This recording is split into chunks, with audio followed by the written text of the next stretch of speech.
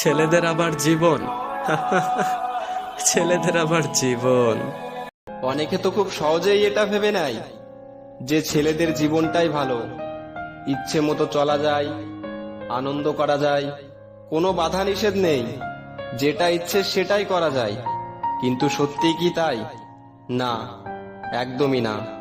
বাস্তবে ছেলেদের জীবন ঠিক ততটা সহজ হয় না যতটা সহজ মনে হয়। বাস্তবে ছেলেদের জীবনটা ঠিক কেমন জানো? কষ্ট মনে, কান্না গোপনে, শুধু হাসিটা সবার সামনে।